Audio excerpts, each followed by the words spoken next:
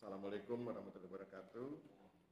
Salam sejahtera buat kita semua yang saya hormati Pak Farid, Pak Alfons, Mbak Else. Hari ini atas rahmat Tuhan Yang Maha Esa kita diberi kesempatan untuk melakukan ujian skripsi, ujian akhir. Nanti acaranya itu Mbak Else 10 menit presentasi, jangan lama-lama. Sesudah itu nanti Pak Alfons duluan akan menguji, kemudian Pak Farid menguji, sesudah itu nanti terakhir saya menguji. Nah, sebelum kita mulai, mari kita berdoa sesuai dengan agama kita masing-masing. Semoga acara kita hari ini diberkahi Tuhan. Berdoa dimulai. Cukup? Oke, Mbak Elsa, silakan presentasi 10 menit. Ya. Ya. Ya. Untuk diri saya dalam pelaksanaan tanam benda-benda Siburu dan dampaknya terhadap kehidupan masyarakat di Kampung Siburu, Kabupaten Pampa. Yang latar belakangi dalam penelitian saya ini itu ada dalam pembangunan bandaranya sendiri. Jadi pembangunan bandara Siburu itu dikarenakan bandara yang sebelumnya, bandara yang ada di sebelumnya Pak, itu Bandara Korea, itu dia berada di perkotaan.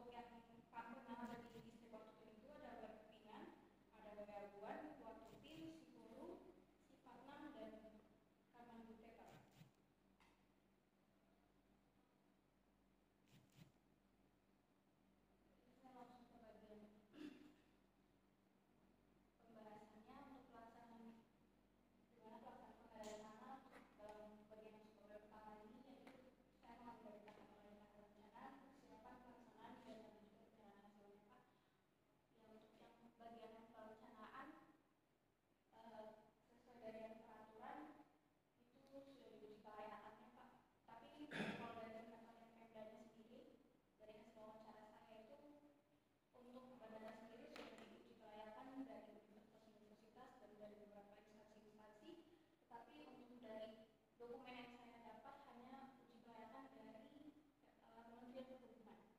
Dan untuk dalam pengadaan tanah ini saya menemukan 2 DWP yang diterbitkan di Februari 2018 dan ada juga di Juli 2018.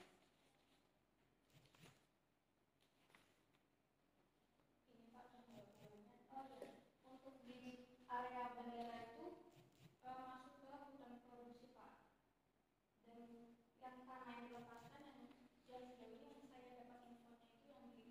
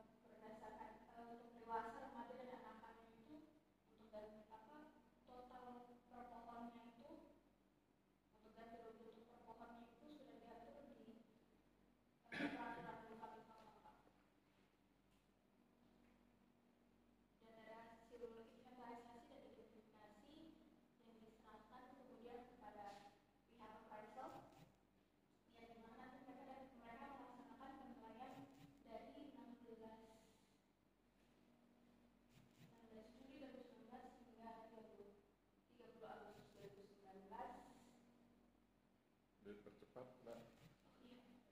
Dengan berita acara penyerahan hasil pada 10 September 2019.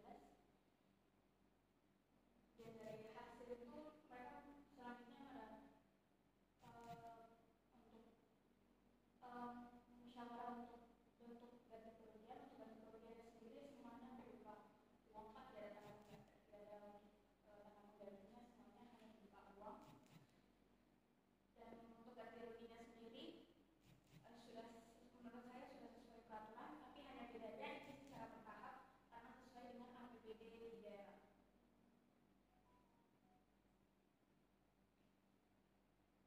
Ini Pak, untuk ganti kerugiannya terdiri dari empat tahapan. Sebenarnya untuk ganti ruginya ini belum selesai Pak, jadi belum bisa untuk sampai ke penyerahan hasilnya.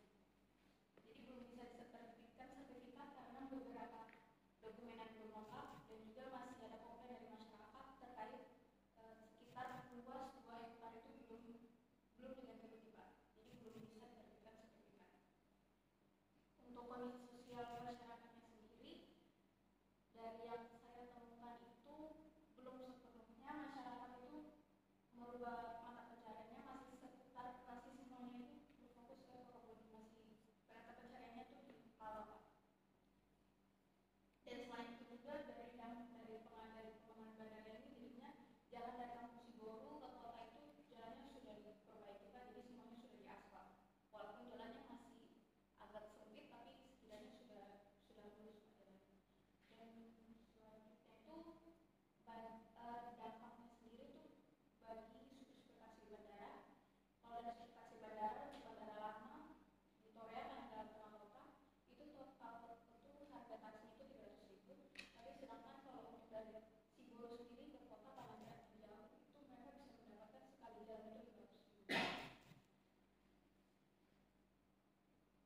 Ya untuk itu kalau dari kesimpulan saya yang pertama itu pemayanannya itu berjalan dengan baik, walaupun masih beberapa kendala penghambatan yang ditemukan, tapi sejauh ini berjalan.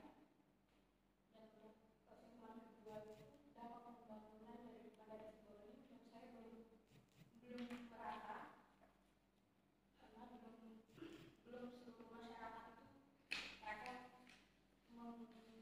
mengubah mata pencariannya, karena semuanya masih ke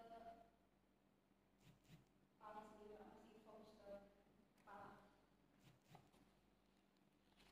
Dari saran saya sih ada sosialisasi, lebih ke sosialisasi pengadaan tanahnya, dan juga dari Pemda sendiri membuat pemberdayaan ke masyarakatnya untuk bisa mengelola ganti kerugian yang mereka punya itu menjadi sebuah usaha atau apa, itu dari pihak Pemda sendiri Pak.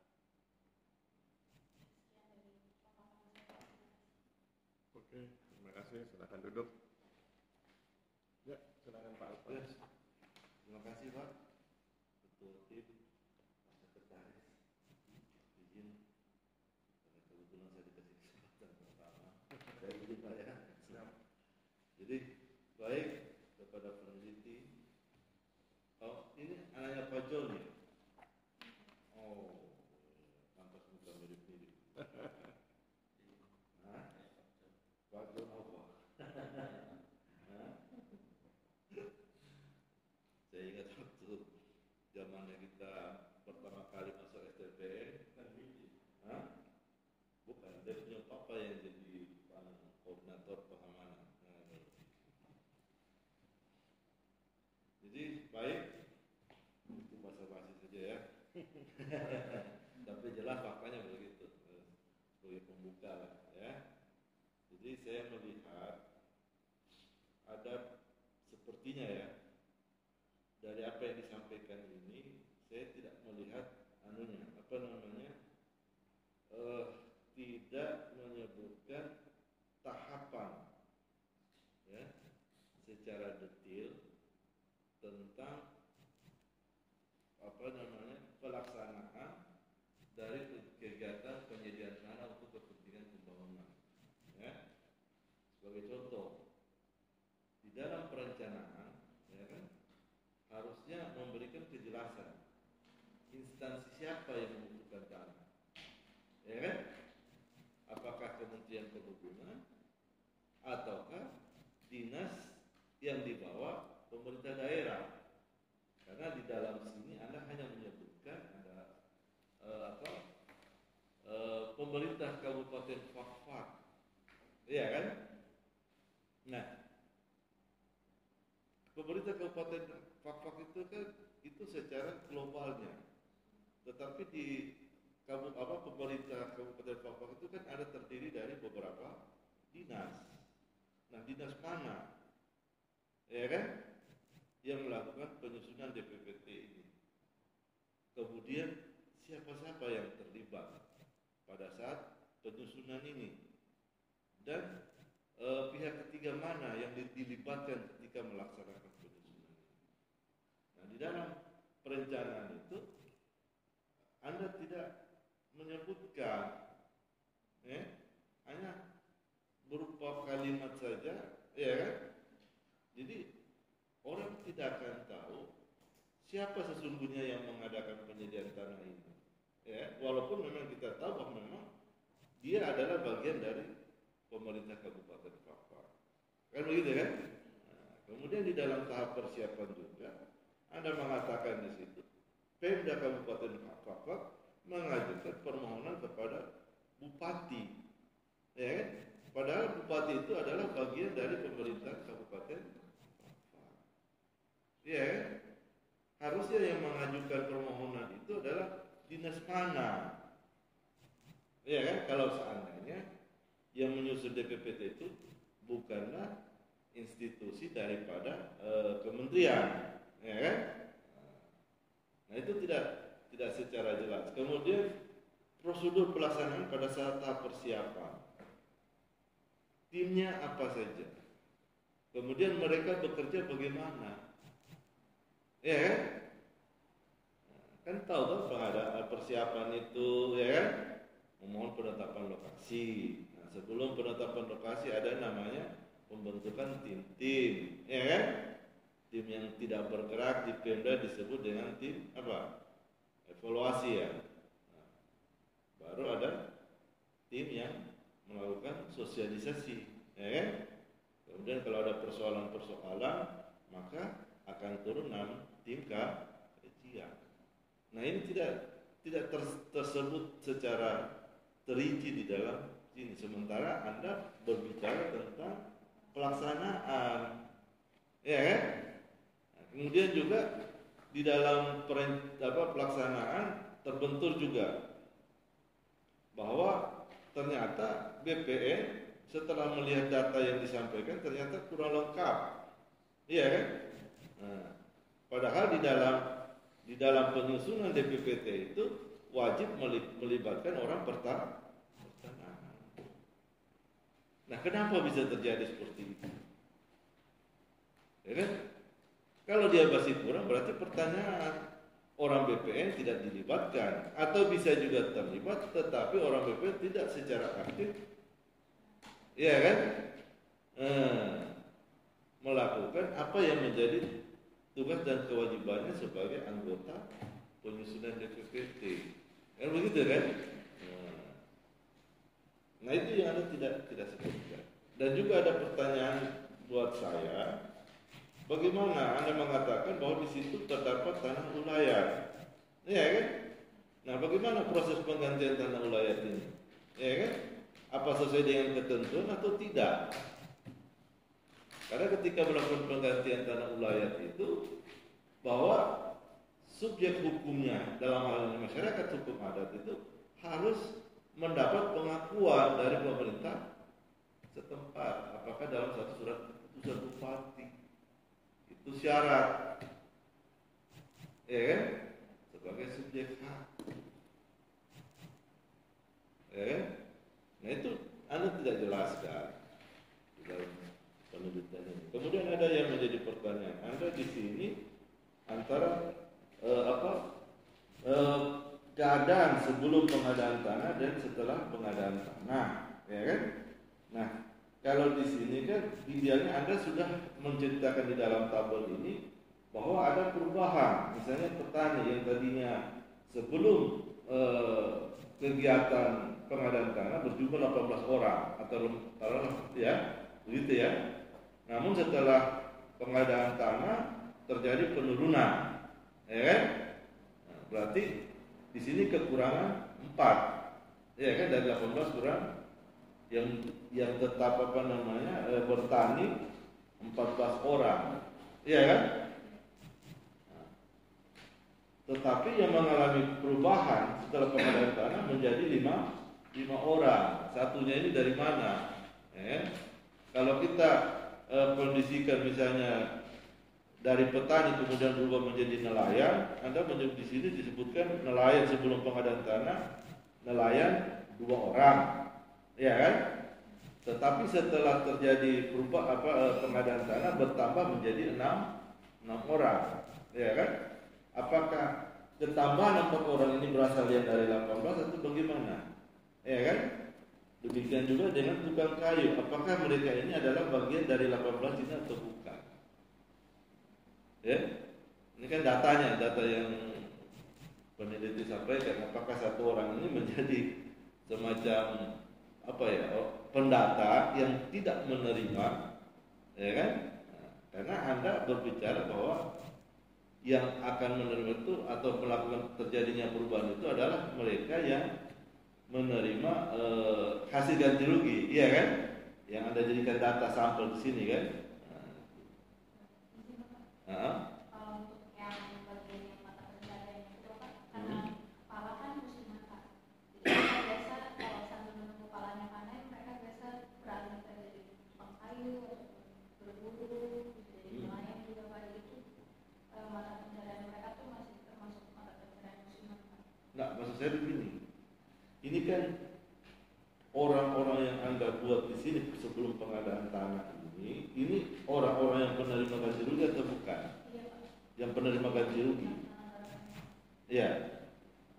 Jadi dari perkiraan situ Anda menyebutkan berarti bisa ada satu orang mempunyai kegiatan atau profesi bisa menjadi 2, begitu. Bisa menjadi petani, bisa menjadi tukang kayu, begitu.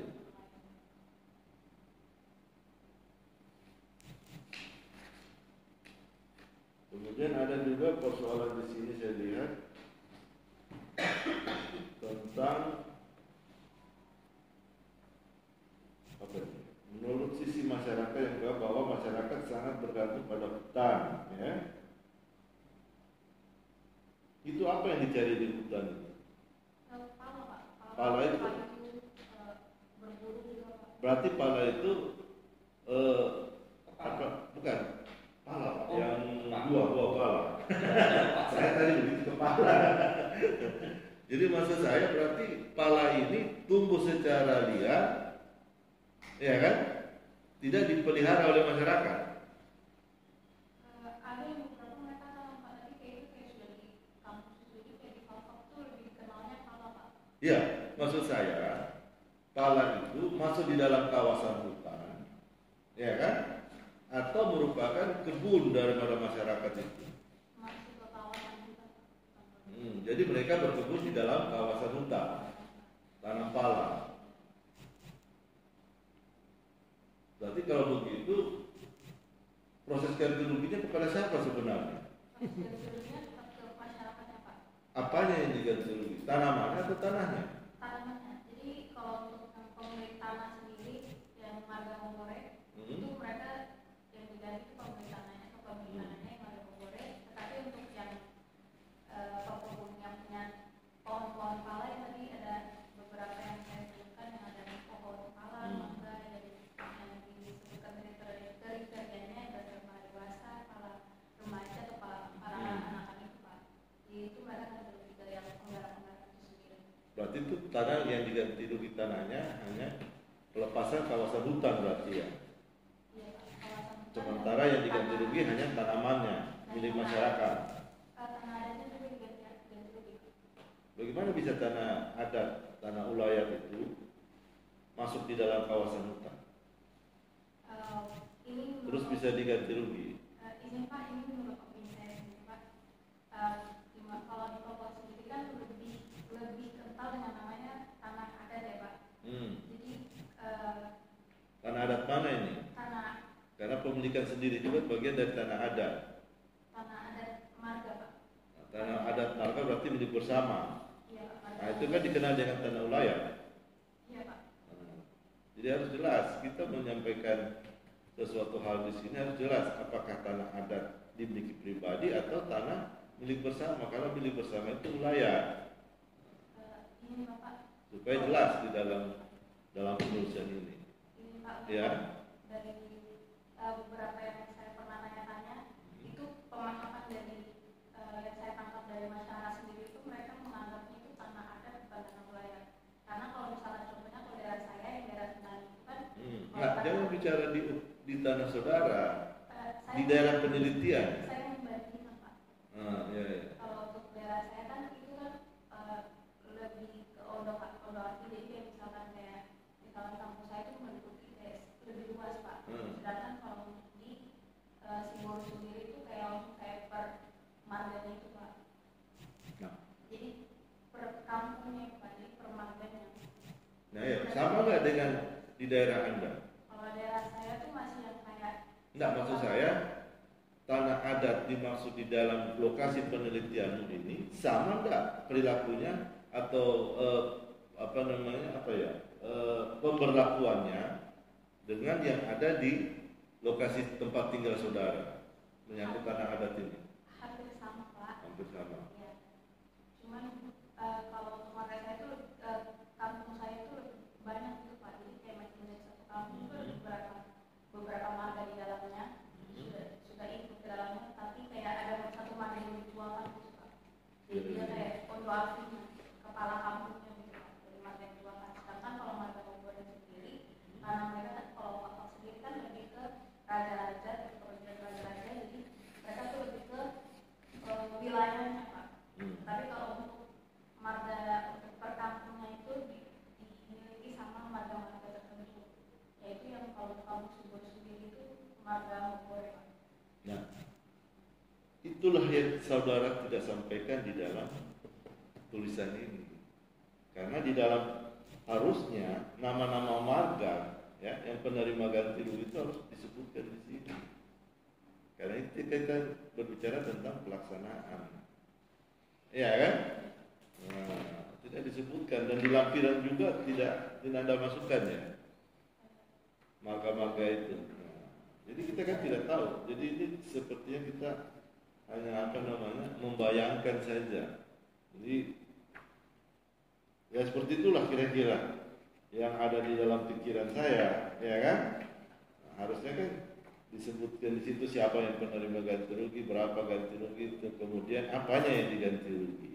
Ya kan begitu kan biasanya kalau daftar nominatif, ya kan? Siapa yang penerima ganti rugi, yang diganti rugi apa? Tanahnya atau tanaman, dan luas tanahnya berapa? Nah, itu tidak ada di dalam data ini. Okay? Sementara Anda berbicara tentang pelaksanaan kegiatan, okay? Nah, kemudian berbicara dampak. Anda melihat dampak di sini dari sisi sosial dan ekonomi. Nah, ini tidak terjawab. Apakah ada peningkatan atau tidak dampak itu dari sosial, sosial dan ekonomi. Kalau untuk yang kondisi sosial ekonominya itu menurut saya mungkin karena pengadaan tanahnya dan pembangunan bandaranya ini masih baru, jadi mungkin belum begitu terdampak sama masyarakatnya karena masih benar-benar yang masih baru sekali Pak, karena bandarnya sendiri baru diresmikan kemarin. Terus juga entah dari masyarakatnya sendiri yang belum bisa mengelola untuk ganti ruginya bagaimana, saya juga kurang paham Pak, atau mungkin dari pemerintah daerahnya yang kurang sosialisasi untuk pemberdayaan masyarakatnya sendiri, itu dia Pak, jadi belum ada dampak. Jadi enggak begini kan, dampak jalan cerita ini kan Anda bisa bercerita secara umum, ya kan? Secara umum bagi yang bisa ditengok dan bisa dilihat ketika setelah berjalannya atau seiring dengan berjalannya waktu bagaimana peningkatan secara sosial ekonomi. Tetapi kan secara khusus Anda juga harus menyebutkan para penerima ganti rugi ini, ya kan? Ada nggak secara signifikan itu mereka memperoleh manfaat terhadap perubahan yang terjadi, ya kan? Nah, karena di sini Anda tidak memberikan batasan, ya kan? Dampak sosial ekonomi ini apakah masyarakat secara umum, ya kan? Ataukah masyarakat penerima ganti rugi saja? Ya. Saya kira itu saja Pak barangkali ya. Oke. Saya tidak, mohon maaf kalau terlalu panjang. Terima kasih. Ya, Terima kasih, ya, ya. Pak. Terima kasih Pak. Ya, terima kasih Pak Aris. Terima Ya. kasih telah menanyakan hal-hal yang menurut saya lumayan prinsip juga ya. Coba Mbak Elsa atau apa? Mbak Alfa. Tadi dikatakan Pak, ditanyakan Pak Alfon. Instansi mana sih? Instansi saya sendiri itu dari DLKP, Pak. Apa D? DLKP. Apa itu DLKP? Sudah ada di sini loh. Izin Pak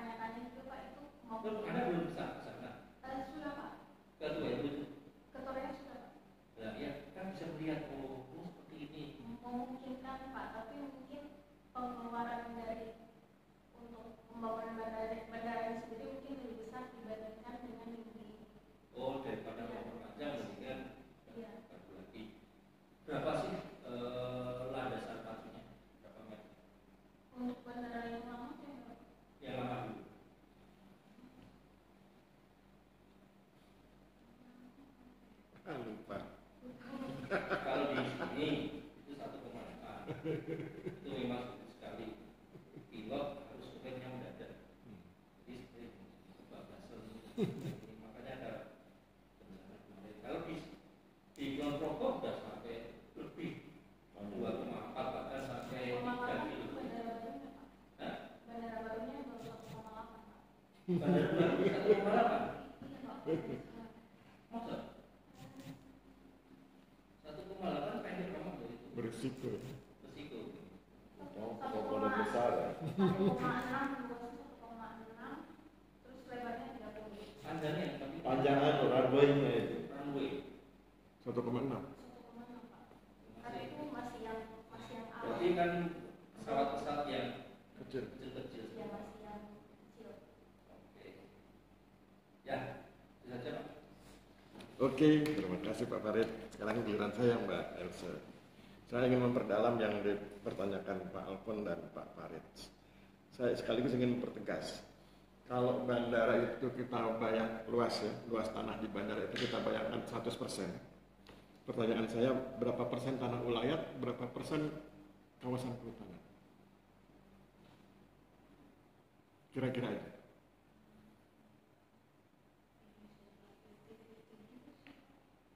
50-50? Menurut saya kalau untuk kawasan sebelumnya itu memang kawasan hutan ya Pak. Ya. Tetapi dalam kawasan hutan itu ada tanah milik masyarakat. Kita langsung fokus di bandara. Bayangkan bandara itu seperti slide itu ya. Apakah luas tanah ulayatnya itu 50%, kemudian kawasan hutannya 50%, atau bagaimana?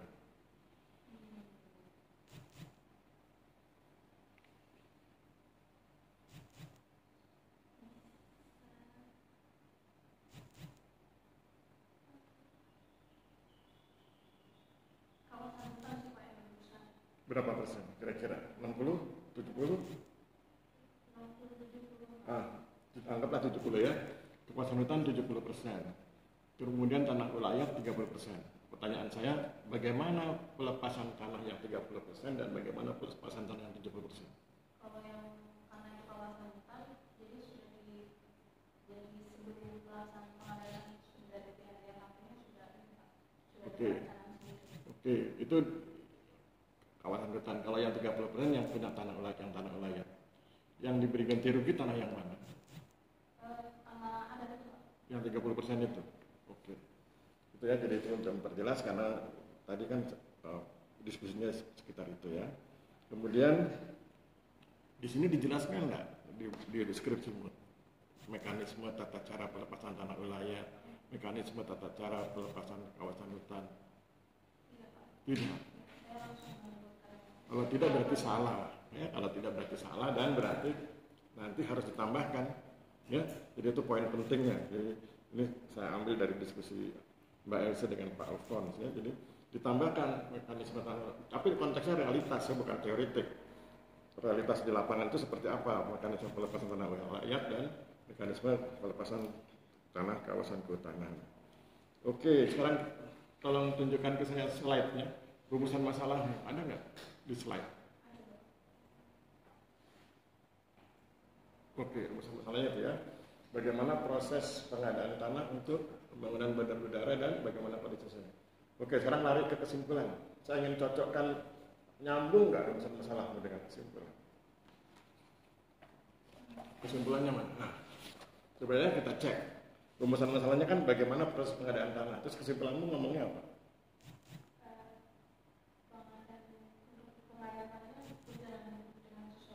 Ditanya nggak itu? Apakah berjalan lancar? Enggak ya. Rumusan masalahnya kan tidak bertanya apakah pengadaan tanah berjalan lancar? Enggak. Tapi pertanyaannya kan bagaimana proses? Seperti yang diingatkan Pak Alfons tadi, kalau pertanyaannya bagaimana proses, berarti jawabannya tahapan. Oke, tahapan, tapi tahapan dalam konteks realitas ya, bukan tahapan dalam konteks yang tadi disampaikan Pak Farid, teoritisnya. Ya. Jadi teoritisnya oke, itu masuk mungkin di teoritik, tapi ketika bicara realitas, tahapan realitasnya kan mungkin nanti ada seninya ya, seni lapangan, bagaimana ini yang ini berubah, yang ini tidak berubah gitu ya. Ada nggak di pembahasan tahapan real? Tahapan realnya ada Pak. Ada. Ada. Terus kenapa kesimpulannya begitu? Nggak boleh. Kan kamu kan kesimpulan itu kan menjawab perumusan masalah, itu perumusan masalah bagaimana proses, berarti jawabannya tahapannya, toh? Oke. Terus yang berikutnya kan bagaimana dampak, kan bagaimana proses bla bla bla dan dampaknya, toh? Berarti yang berikut bagaimana dampak. Yang dampak yang itu yang kedua ya. Oke. Bagaimana dampaknya terhadap dan dampaknya terhadap pihak yang berhak maupun masyarakat yang tidak terdampak. Ini dalam hal apa dampaknya? Kan kalau bicara dampak itu banyak sekali. Di Polexo sebut Hankam itu ideologi politik, ekonomi, sosial, budaya, pertahanan, keamanan. Kok pilih yang mana dari Polexo sebut Hankam? Sosial ekonomi. Tapi di rumusan salah satu nggak ditulis. Coba lihat rumusan salah satu. Di rumusan enggak, di rumusan masalah. Di rumusan masalah. Di rumusan masalah. Coba lihat, nggak ditulis ekonomi, sosial, yang poin 1, yang huruf A. Ya? Jadi kamu bertanya terlalu luas. Kalau kamu bertanya terlalu luas, nanti akibatnya kamu harus jawab semua. Tadi saya bilang itu Polexo bertahankan ideologi, politik, ekonomi, sosial, budaya, pertahanan, keamanan. Padahal kan kamu cuma pengen mainnya di sosial ekonomi itu, berarti rumusan masalahmu salah. Ini hati-hati, jadi bertanya aja bisa salah. Rumusan masalahmu salah karena tidak fokus ke sosial ekonomi. Padahal kan judulmu sosial ekonomi. Judulmu sosial ekonomi enggak? Iya Pak, tapi dari kehidupan masyarakat. Enggak, judulmu enggak ada sosial ekonomi. Judulmu terlalu luas juga nih. Awalnya kalau judul pertamanya sosial ekonomi. Jangan cerita awal yang ini ya. Berarti nanti yang itu rumusan masalahnya diperbaiki. Kalau memang jawabanmu hanya sebatas sosial ekonomi, nanti kan relevan dengan yang B gitu. Berarti rumusan masalah satunya ditambah aspeknya supaya jelas sosial ekonomi, supaya kamu nggak lari kemana-mana. Nanti kamu ngomong soal militer, pertahanan, keamanan, kan itu termasuk dampak kan? Oke, terus rumusan yang kedua, bagaimana kondisi sosial ekonomi? Yuk kita lihat kesimpulan yang kedua. Bagaimana kondisi sosial ekonomi? Mana jawabannya? Bagaimana kondisi sosial ekonomi? Mana jawabannya di kesimpulan? Nggak cocok. Kesimpulan kedua itu kan kesimpulan kedua dari huruf A tadi itu akan 2 pertanyaan. Huruf A tadi itu tuh lihat rumusan masalahnya. Ya, saya ingin ngajari kamu berpikir sistematis ya. Huruf A itu kan sebetulnya mengandung 2 pertanyaan tuh. 2 pertanyaan itu kamu jawab di kesimpulan 1 dan kesimpulan 2. Oke? Yang huruf B itu kan ada 1 pertanyaan. Jawabannya mana? Nggak ada di kesimpulan. Harusnya yang B Pak, tapi yang kesimpulan pertama. Enggak, B dampak itu. Coba lihat, dampak pembangunan. Berarti belum ada jawabannya tuh. Jawabannya apa harusnya? Enggak, pertanyaannya gitu, enggak gitu. Kan bagaimana kondisi sosial ekonomi sebelum dan sesudah, masa jawabannya merata. Kesimpulanmu itu, nah ini tagline-nya, garis pentingnya. Kesimpulanmu belum menjawab 1 poin pertanyaan dari rumusan masalahmu yang bertanya tentang bagaimana kondisi sosial ekonomi sebelum dan sesudah itu pembangunan bandara. Kamu baru menjawab huruf A. Jadi kesimpulan 1 dan 2 itu hanya menjawab huruf A. Yang huruf B-nya belum dijawab di kesimpulan. Coba lihat lagi rumusan masalahnya biar kamu yakin. Anak muda itu harusnya cermat loh daripada orang tua. Nah coba lihat bagaimana kondisi sosial ekonomi itu. Oke. Yang nomor A, yang huruf A, bagaimana proses dan dampak. Yang B, bagaimana kondisi sosial ekonomi. Kesimpulanmu cuma A. B-nya belum. Gimana? Berarti belum tuh. Harus jujur. Sudah dibahas, udah ada kesimpulannya atau belum? Yang B. Yang B saya lebih ke itu Pak yang belum. Jangan begitu. Kalau ilmuwan sarjana itu harus jujur. Kalau dia belum jawab harus katakan belum. Karena kalau begitu dia bilang belum, oke, kalau itu perbaiki. Tapi kalau kamu ngeyel, kamu bilang sudah, saya bilang salah. Kan pertanyaannya bagaimana kondisi sosial ekonomi sebelum dan sesudah pembangunan, kan nggak bahas itu, nggak ada pembahasan sebelum dan sesudah, betul? Berarti kan belum dimasukkan atau terjawab dalam kesimpulan, betul kan? Itu sarjana itu begitu, tegas, jujur, sehingga kemudian lebih mudah menyelesaikannya. Kalau nggak jujur kita bisa debat 2 jam. Ya. Oke. Sudah yakin bahwa huruf B belum terjawab? Saya boleh kasih opini, Pak? Enggak. Kesimpulanmu. Ada lagi nggak kesimpulanmu selain ini? Ini Pak, untuk yang Pertanyaan saya. Selain kesimpulan pertama dan kesimpulan kedua, apakah ada kesimpulan lain yang belum ditayangkan di slide? Nah, berarti salah. Berarti kesimpulanmu belum menjawab huruf B. Ya? Oke, nah kalau malah hilang ya. Nah kalau belum dijawab kan solusinya gampang. Berarti nanti ditambahkan.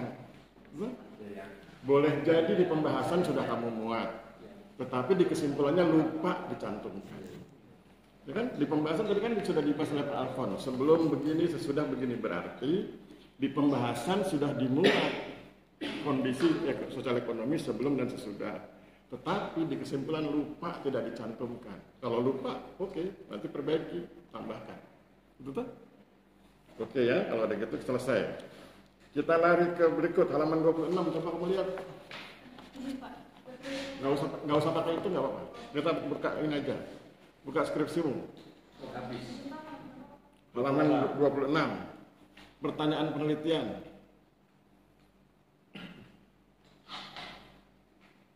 Oke, sudah? Halaman 26 pertanyaan penelitian. Itu kan ada lagi 2 pertanyaan yang tidak dibahas. Kan kamu punya 5 pertanyaan ini. 1, bagaimana proses. 2, apakah terdapat hambatan. Itu sudah dibahas. Kemudian yang 5, bagaimana kehidupan, itu sudah dibahas. Tadi sudah diuji oleh Pak Alfons. Nah yang poin 3 dan 4, bagaimana proses pelepasan tanah wilayah. Kemudian apakah terdapat kendala, itu dibahas di mana. Ketika saya cek belum ada.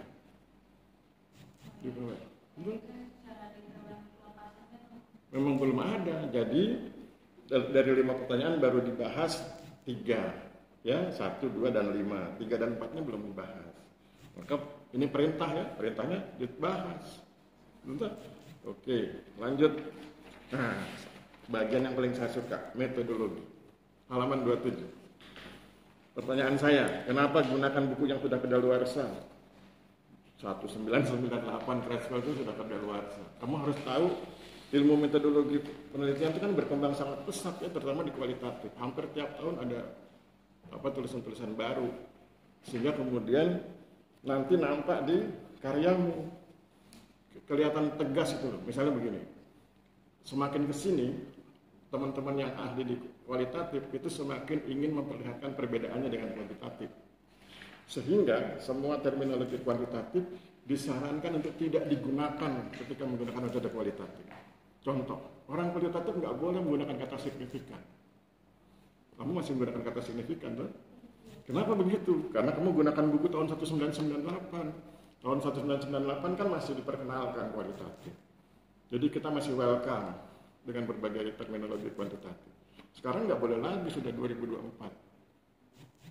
Terus perintah saya adalah perbaiki bukunya, googling banyak itu yang gratis, buku-buku metode kualitatif di Google ya, googling di Google, kemudian cari buku-buku terbaru, oke?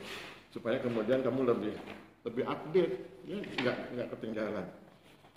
Nah kemudian kamu kan di sini tulisnya metode penelitiannya kualitatif, pendekatannya apa? Mana tulisan deskriptifnya di sini? Lupa ya. Oke, jadi nanti perintah saya tambahkan pendekatannya, misalnya saya menghormati selera mahasiswa. Kalau memang kamu inginnya dia deskriptif, pendekatannya deskriptif. Terus gunakan bukunya siapa? Harus berbasis literatur. Kamu pilih pendekatan deskriptif, terus bukunya siapa? Bagaimana beliau si penulis buku bercerita tentang deskriptif, sehingga kemudian cocok nggak dengan yang kamu kerjakan di lapangan. Oke, halaman 28. Definisi operasional. Kamu lihat poin 1, huruf D, poin 1 halaman 28 dan poin 2 halaman 29. Sudah? Halaman 28 ada angka 1 itu, poin 1. Itu bagian dari definisi operasional, sudah? Hilang. Ayo cepat, sudah? Sudah. Poin 1 ada ya, kamu sudah baca ya. Poin 2 kamu sudah baca. Ini penilaian saya. Yang kamu tulis poin 1 dan 2 itu salah. Itu bukan definisi operasional, karena definisi operasional itu harus berisi kata kunci yang menjadi isu dalam penelitian, bukan kalimat kunci. Oke? Poin 1 itu bukan kata kunci tapi kalimat kunci. Saya bilang, kalau yang namanya kata kunci itu satu kata. Ini poin 1, pengadaan tanah demi pembangunan bandar udara. Itu bukan kata kunci, itu kalimat kunci. Beda kan? Ya, jadi itu. Jadi perbaiki, gunakan judulmu kan ada kata-kata kuncinya tuh, pengadaan tanah itu apa dan seterusnya ya. Itu jadi yang betul itu definisi operasional itu kata kunci, bukan kalimat kunci. Oke, masuk halaman berikut, halaman 31, tentang teknik analisis data ya, Myers dan Huberman. Oke, tapi bukunya tahun 2017. Ya, sehingga di sini perhatikan poinnya ya. Poin 1, 2, 3, 4 tidak menyebutkan kata proposisi. Oke, padahal di buku-buku metode penelitian kualitatif yang terbaru sangat menekankan proposisi. Proposisi itu pernyataan yang argumentatif. Jadi seorang peneliti kualitatif ujungnya harus membuat sebuah proposisi. Dan karena kamu gunakan buku tahun 2017, nggak muncul kalimat itu. Ya. Nanti update literaturnya, temukan literatur yang memerintahkan tentang pentingnya membuat proposisi bagi seorang peneliti kualitatif. Oke, saya melanjutkan yang tadi Pak Alfons diskusikan dengan kamu ya, tentang mata pencaharian sebelum dan sesudah pengadaan tanah. Saya ingin minta kamu melihat di halaman 54. Oke. Di halaman 54 ada tabel 6. Sudah? Tabel 6. Itu kan ada nomor sebelum pengadaan, setelah pengadaan. Terus tiba-tiba kok muncul jumlah. Itu yang dijumlah apanya? Coba kau lihat tabel 6 itu. Tiba-tiba yang dijumlah itu apanya? Apa nomornya dijumlah? Jadi nomor, kan kita ke kanan ya. Nomor sebelum pengadaan tanah, setelah pengadaan tanah, terus tiba-tiba muncul jumlah apa? Orang sebelum dan sesudah kan pasti beda. Terus yang dijumlah apanya? Masa sebelum 15, sesudah itu dijumlah nggak boleh tuh. Sebelum dan sesudah nggak boleh dijumlah, orangnya itu juga kok masih dijumlah 2 kali nantinya. Sebelumnya saya petani, sekarang saya petani. Jumlahnya berapa? 2 atau 1? Kan nggak boleh dijumlah. Oke, kau mainkan matematika jadi. Ini logika matematikanya salah ya. Oke.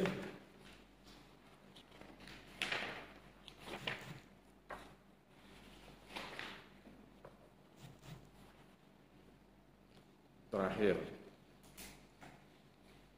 Kamu bilang kan sosial ekonomi nih, ya. Dampaknya ke sosial ekonomi. Yang mana yang dampak sosial, yang mana yang dampak ekonomi? Dampak sosialnya seperti apa, dampak ekonominya seperti apa? Ini pertanyaan terakhir. Dampak sosialnya lebih ke masyarakat sama pencarian. Ya, wujudnya apa? Apa wujud dampak sosial?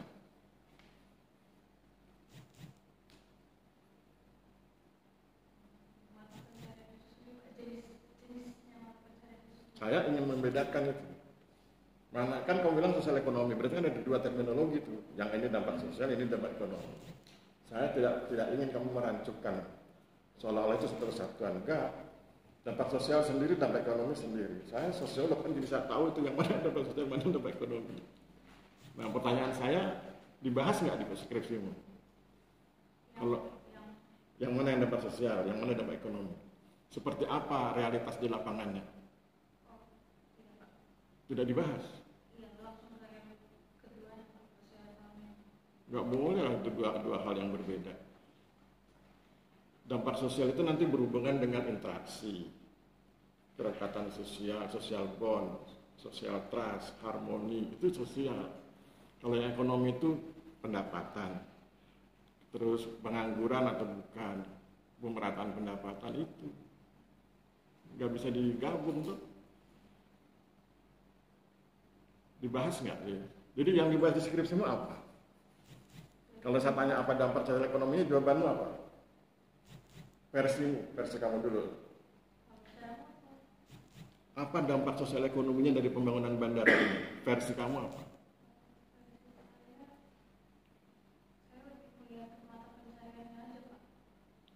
Hanya mata pencaharian. Mata pencaharian itu hanya ekonomi, sosialnya belum masuk. Oke, saya pikir demikian cukup, Mbak Else. Silakan keluar sebentar, kami bertiga mau ngobrol.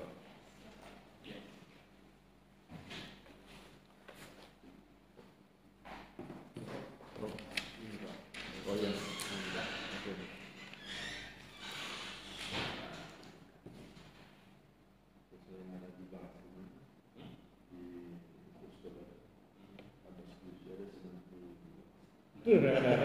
Itu kan suka-suka peneliti. Tapi memang agak. Kalau saya mungkin untuk menutupi ada yang kurang nanti Iya. dari bahan lain sehingga ya mungkin di atas itu ya kan. Ayo masukkan Pak Farid sudah. Sudah. Tinggal bapak. Oh iya.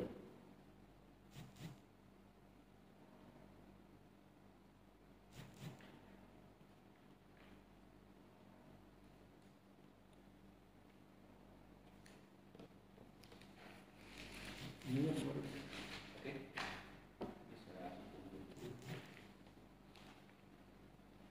Bisa itu dikasih tahu apa share skripsi. Karena bapak pakai sekarang yang sudah komplit, HP bisa tuh. Apa yang kita lakukan? Iya. Jadi lebih cepat keluar dari HP kan tidak ada error berikutnya salah tekan hilang lagi.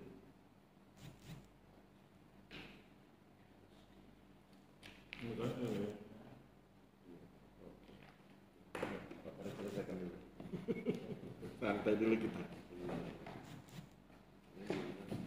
Kalau kita lihat di sekarang memang 85 sudah tertinggi kan. Kan bisa juga di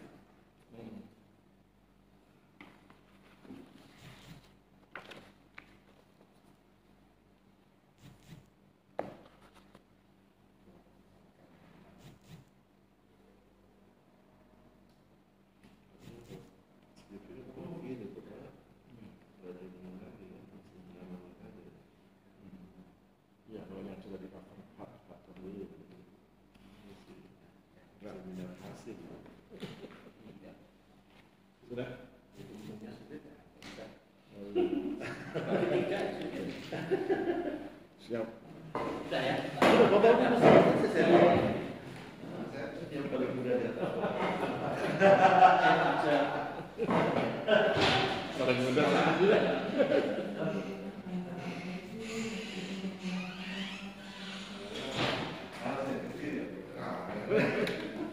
Oke, duduk santai.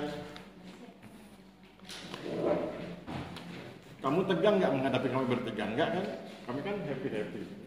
Pertanyaannya memang tajam, tapi kan kami bahagia menyampaikannya. Oke ya. Mbak Else, saya akan bacakan berita acara. Alhamdulillah hari ini atas rahmat Tuhan kita sudah menyelesaikan ujian skripsi. Kamis 8 Agustus 2024 telah menempuh ujian skripsi nama Else Tirsa Aufa, NIM 2029, harusnya NIT ini ya, bukan NIM ya. Oke, NIT 2029 3588. Kami bertiga sepakat bahwa skripsi Mbak itu masih banyak harus diperbaiki, ya? Dan kami minta nanti diperbaiki, kalau enggak kami jadi tidak sepakat. Ya? Kami bertiga sepakat bahwa Mbak Else kami nyatakan lulus dengan catatan semua kesalahan, kekurangan yang ada di skripsi harus diperbaiki. Kemudian Mbak Else dikasih waktu sampai tanggal 15 Agustus 2024. Nilainya adalah 85,35. Kalau orang bilang A itu ya. Sebelum kita bubar, silakan Mbak Else ngomong 2 menit. Ngomong apa aja, boleh kritik kami, boleh menyampaikan harapan, silakan.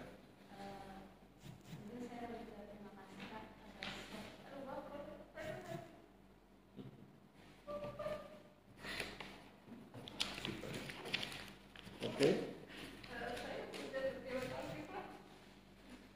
Untuk kesempatannya, terus juga untuk PT